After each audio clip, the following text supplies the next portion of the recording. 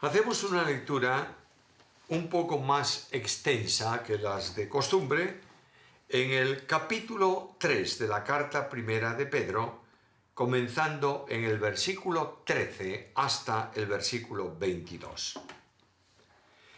¿Y quién es aquel que os podrá hacer daño si vosotros seguís el bien? Mas también si alguna cosa padecéis por causa de la justicia, bienaventurados sois.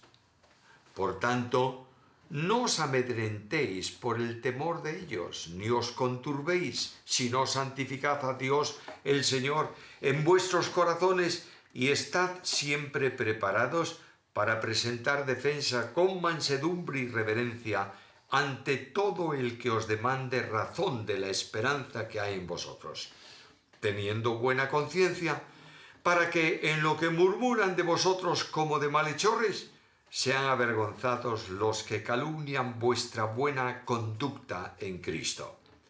Porque mejor es que padezcáis haciendo el bien, si la voluntad de Dios así lo quiere, que haciendo el mal. Porque también Cristo padeció una sola vez por los pecados, el justo por los injustos, para llevarnos a Dios, siendo a la verdad muerto en la carne, pero vivificado en espíritu, en el cual también fue y predicó a los espíritus encarcelados, los que en otro tiempo desobedecieron cuando una vez esperaban la paciencia de Dios en los días de Noé, mientras se preparaba el arca, en la cual pocas personas, es decir, 8, fueron salvas por agua. El bautismo que corresponde a esto ahora nos salva, no quitando las inmundicias de la carne, sino como la aspiración de una buena conciencia hacia Dios por la resurrección de Jesucristo, quien habiendo subido al cielo, está a la diestra de Dios y a él están sujetos ángeles, autoridades y potestades. La vida cristiana, la vida en la gracia, es una multiplicidad de situaciones y de circunstancias. El apóstol nos ha hablado de la vida en la gracia que espera el retorno de Cristo y la recompensa que Dios tiene preparada, la herencia que Dios tiene guardada para nosotros. El apóstol nos ha estado llamando a una experiencia de vida santa con los problemas y conflictos que esto supone. El apóstol nos ha dicho que nosotros estamos edificados para poder tener vida sobre la roca eterna que es Jesucristo. El apóstol nos ha dicho que la vida cristiana es vivir una vida como sacerdotes para Dios y como siervos de Dios. La vida cristiana, nos dijo el apóstol, también se relaciona, se manifiesta en la esfera de la familia y de forma especial del matrimonio. La vida cristiana tiene que ver muchas veces con el trabajo en dependencia o el trabajo personal.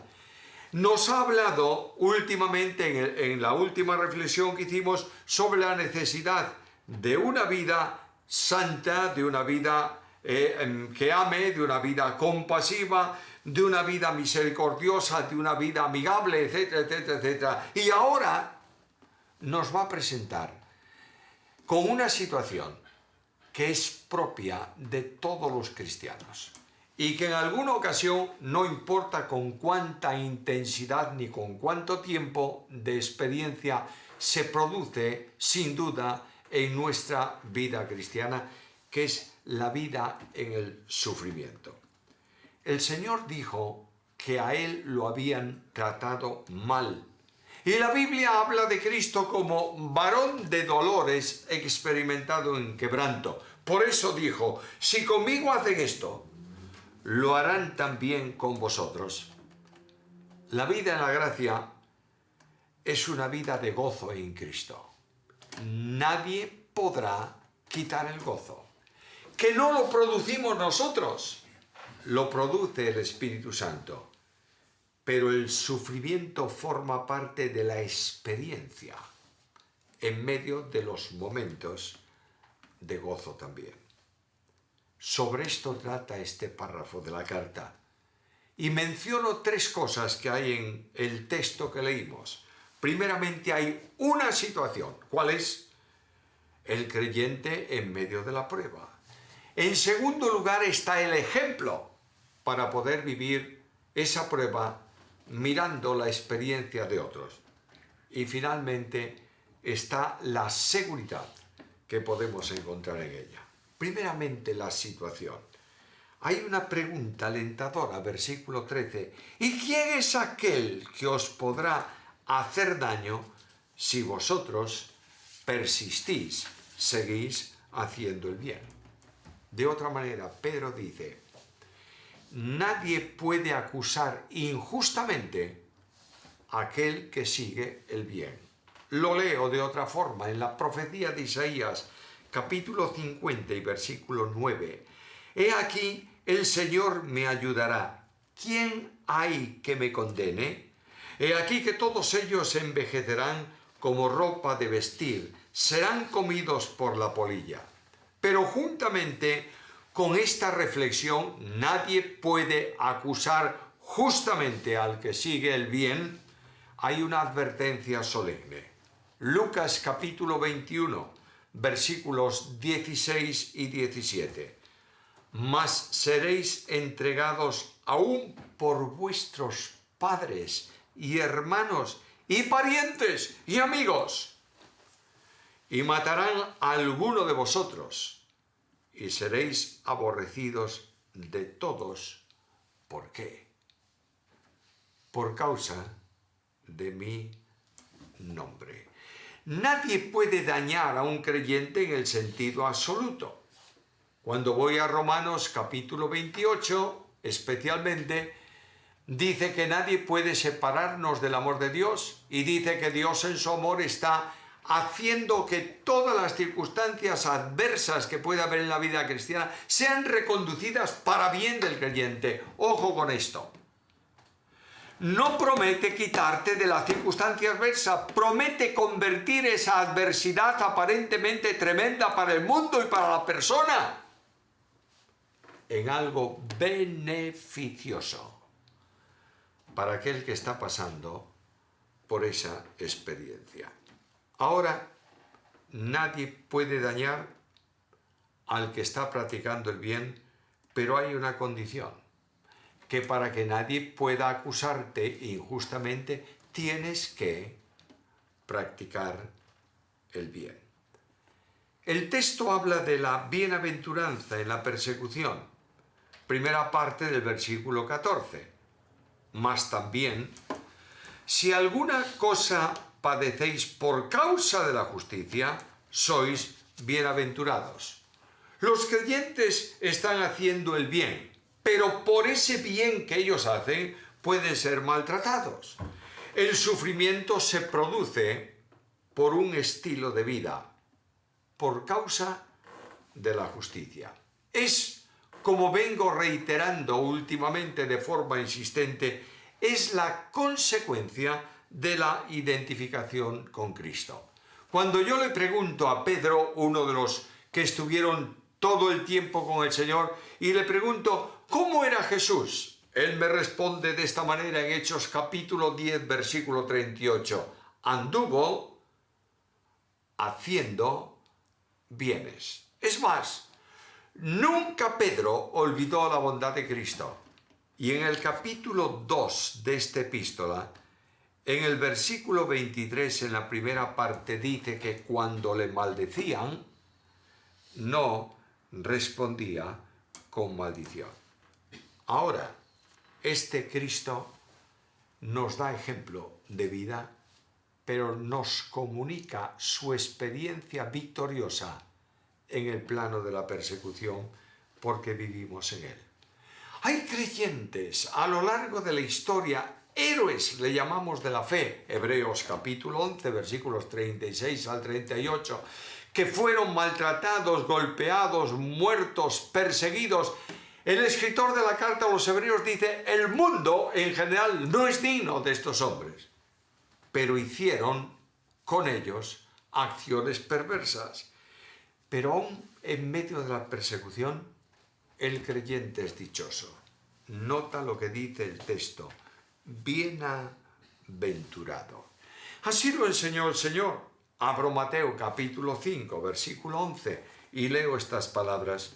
Bienaventurados sois cuando por mi causa os vituperen y os persigan y digan toda clase de mal contra vosotros mintiendo. Aquí está la evidencia del seguimiento fiel. El seguimiento fiel al Señor trae como consecuencia que el creyente recibe en su experiencia de vida lo mismo que respondió el Señor. Ahora hay algo que a veces nos pasa desapercibido. Abramos un momento, carta a los Colosenses 1:24. Ahora me gozo en lo que padezco por vosotros, y ahora observa, escucha este versículo, y cumplo en mi carne lo que falta de las aflicciones de Cristo por su cuerpo, que es la Iglesia. ¿Cómo? ¿Es que Cristo no fue afligido, varón de dolor, experimentado en quebranto? Esas aflicciones de Cristo no culminan en la cruz cuando el Señor ofrece su vida voluntariamente y los hombres matan al autor de la vida. Sí, pero no podemos olvidar que no se puede añadir nada al sacrificio de Cristo porque es completo, es total, es absoluto, nadie puede añadir nada a lo que está hecho. Pero Cristo, a través de su cuerpo, que es la Iglesia, continúa con una experiencia de sufrimiento. Falta a las aflicciones de Cristo por su cuerpo o por medio de su cuerpo. Luego, la Iglesia, los creyentes, en medio de las aflicciones, están culminando todo un proceso. Y Dios llamará a cuenta a los tales, y el creyente participa ¿en qué? En los padecimientos de Cristo. El creyente que está siendo afligido por Cristo, por el nombre de Cristo, está sufriendo por causa del Evangelio. Ahora notad el aliento y la mansedumbre. Segunda parte de ese versículo 14. Por tanto, no os amedrentéis por temor de ellos, ni os turbéis, sino santificad a Dios el Señor en vuestros corazones y estad siempre preparados para presentar defensa con mansedumbre y reverencia ante todo el que demande razón de la experiencia que hay en vosotros. Ante la persecución, firmeza. Las palabras de Jesús en el aposento alto son elocuentes. Capítulo 14 de Juan, versículo 27. No se turbe vuestro corazón, ni tenga miedo. No solo no debe haber miedo, sino que tampoco debe haber inquietud, ni os conturbéis. Son las mismas palabras de Cristo. Aquellos discípulos rodeando al Maestro en la última cena expresan en sus rostros la inquietud de su corazón. Están inquietos porque Cristo anunció persecuciones y conflictos. Y ellos se preguntaban, ¿cómo es posible esto? Pablo, Pedro, Juan, los apóstoles, todos en general, utilizan la misma expresión o expresión semejante a la de Cristo. No se turbe vuestro corazón, ni tenga miedo. ¿Quieres oírlo de otra manera? Juan capítulo 14, versículo 1. No se turbe vuestro corazón. ¿Creéis en Dios? Creed también en mí. Ahora, no solo no debe haber miedo, no debe haber tampoco inquietud. La inquietud es la situación de espíritu que se produce cuando hay algo dificultoso delante de ti y tú no tienes solución para él. El creyente está llamado a vivir sin inquietud una vida de paz. ¿Por qué? Porque Cristo nos regaló su paz. La paz os dejo, mi paz os doy.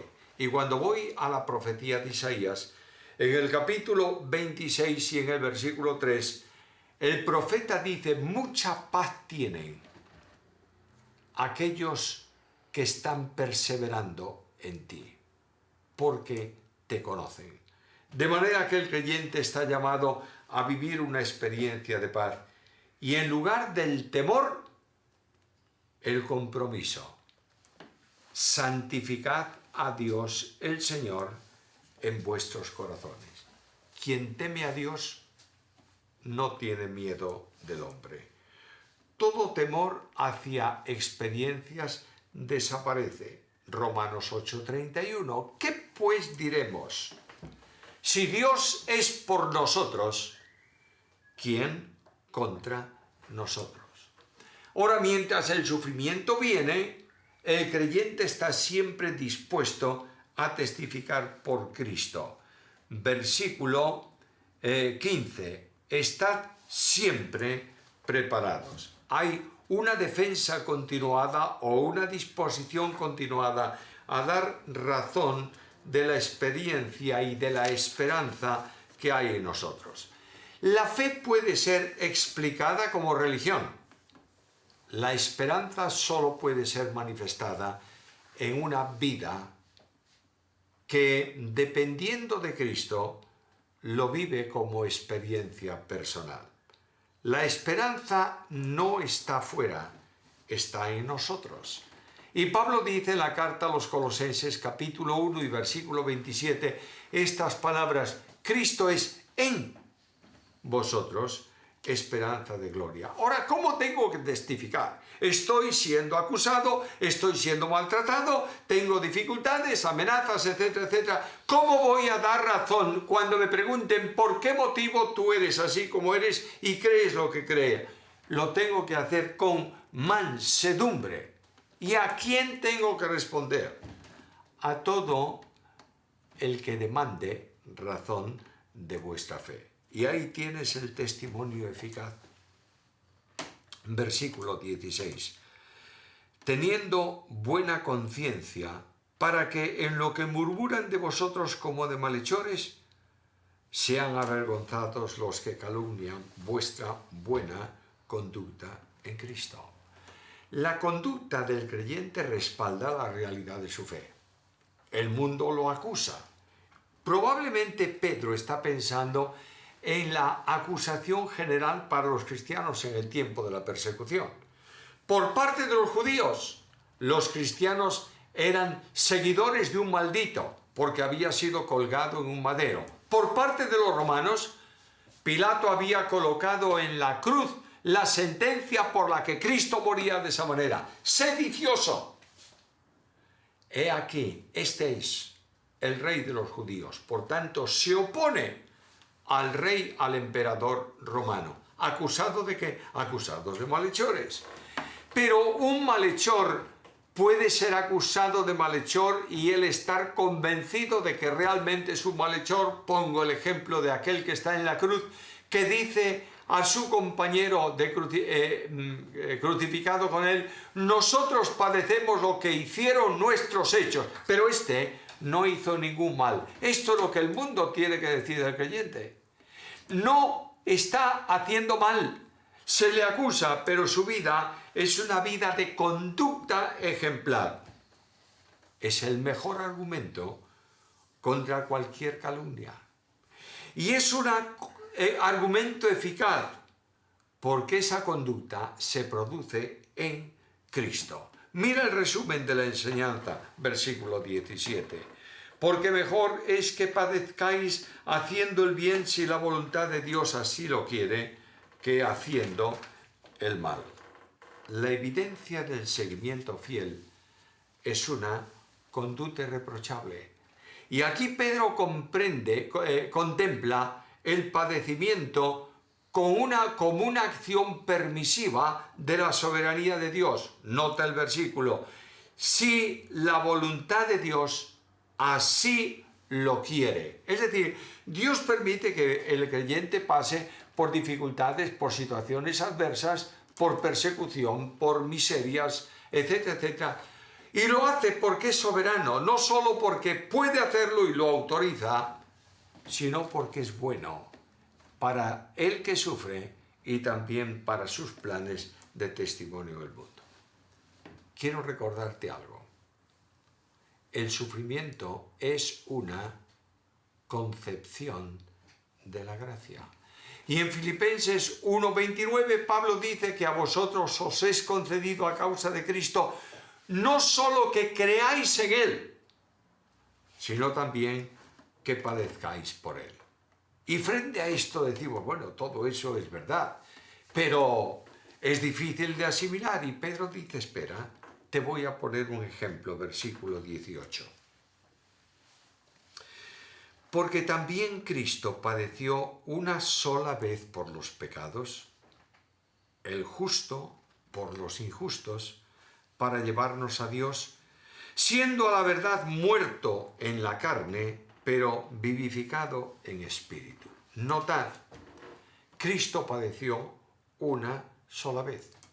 El hecho histórico de la muerte de Cristo, padecimiento supremo del Hijo de Dios, ocurre una sola vez, para siempre. Definitivamente no puede repetirse.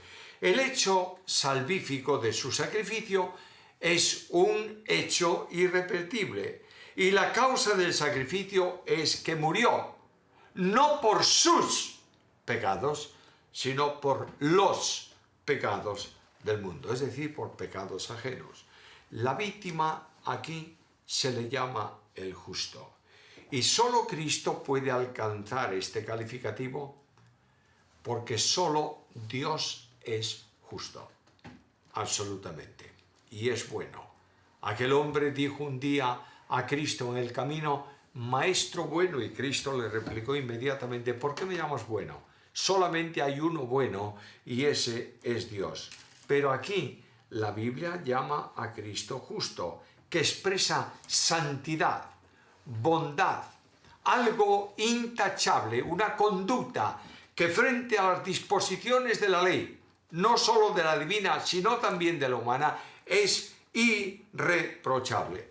Ahora, este sacrificio de Cristo, los sufrimientos de Cristo, tienen que ver con nosotros los injustos, de manera, o por nosotros los injustos, de manera que Pedro está enseñándonos que el sufrimiento de Cristo es vicario y es sustitutorio. El propósito de Dios que permite padecer a su Hijo está claramente en el versículo, para llevarnos a Dios. Esto incluye la reconciliación. Esto abre la entrada a la puerta de la gracia para salvación a todo aquel que cree. La muerte de Cristo se produjo necesariamente en la carne, es decir, en su naturaleza humana. La condición de hombre mortal permitió al Verbo encarnado entregar su vida de infinito valor para la salvación del pecador. Pero no solamente quedó en la muerte, sino que fue vivificado en espíritu, resucitado y convertido en espíritu de vida, espíritu vivificante. Hay una enseñanza difícil de entender aquí, versículos 19 y 20. Cristo fue y predicó a los espíritus encarcelados, los que en otro tiempo desobedecieron cuando una vez esperaba la paciencia de Dios en los días de Noé, mientras se preparaba el arca en la cual pocas personas, es decir, 8, fueron salvas por agua. Y este versículo confunde muchísimo, porque algunos hablan de que entre la muerte y la resurrección Cristo descendió a no sé qué lugar para predicar el evangelio a espíritus encarcelados. ¿Qué espíritus encarcelados? Los que no habían creído, los que están condenados por rechazar a Dios.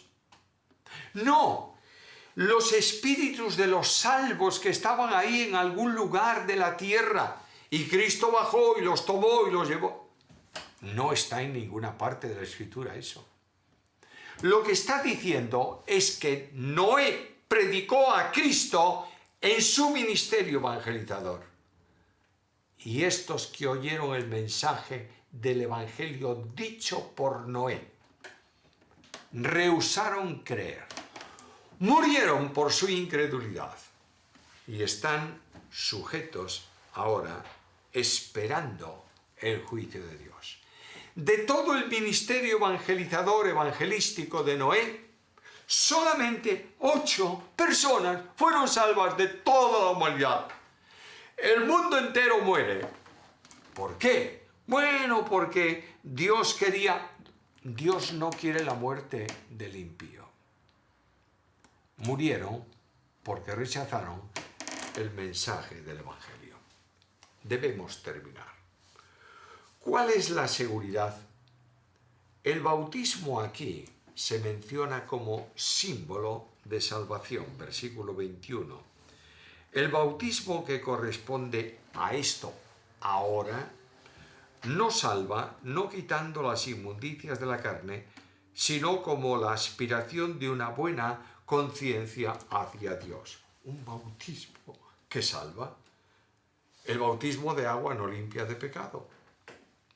Es más, la salvación exige solo una cosa: cree en el Señor Jesucristo y serás salvo. Alguien dice, bueno, si creyeres y fueres bautizado serás salvo. Es verdad que el bautismo es una ordenanza, pero lo que apropia al hombre de la salvación por gracia es la fe depositada en el Salvador.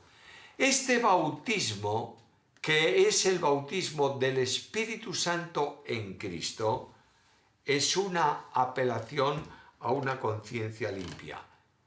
En el bautismo de agua, el creyente testifica de su posición en Cristo y por tanto del perdón de sus pecados que le permite tener una conciencia limpia delante de Dios. Una conciencia que experimenta la paz con Dios. Leo Romanos capítulo 5, versículo 1. Justificados pues por la fe, tenemos paz para con Dios por medio de nuestro Señor Jesucristo. Ahora, el triunfo en el sufrimiento, la vindicación es de Dios, pero aquí hay un Señor triunfante, versículo 22. Este Señor que sufrió, que padeció persecuciones, subió al cielo y está a la diestra de Dios. Y a Él están sujetos ángeles, autoridades y potestades. ¿Qué quiere decir Pedro? Mira a Cristo, padeció, sí, y después del padecimiento, glorificación. Aquí hay etapas en la entronización de Jesucristo. Primero, la ascensión a la diestra de Dios. Ahí el que murió y resucitó traspasó los cielos y se sentó en el trono de la majestad de las alturas. Siéntate a mi diestra, cumpliendo la profecía, hasta que ponga a tus enemigos por estrado de tus pies. Pero este que fue despreciado está ahora revestido de plena autoridad. Y dice que los ángeles, las autoridades y las potestades le están sujetas. Tiene el nombre, dice Pablo, que es sobre todo nombre, para que en el nombre del Señor se doble toda rodilla de los que están en el cielo, en la tierra y debajo de la tierra, y toda lengua confiese que Jesús es el Señor, para la gloria del Padre. Sufrimiento. ¿Te gusta el sufrimiento? No, a mí tampoco. Pero el Señor permite que pasemos por situaciones de aflicción para moldearnos más a la imagen de su Hijo. Dios permite experiencias difíciles, pero su gracia nos sustenta. Y para que podamos superar las adversidades y las pruebas, nada mejor que esto, puestos los ojos en Jesús. Que nuestra mirada esté cautiva de Él, nuestra vida siguiendo sus pisadas y nuestra experiencia sea la experiencia admirable de vivir como Cristo vivió.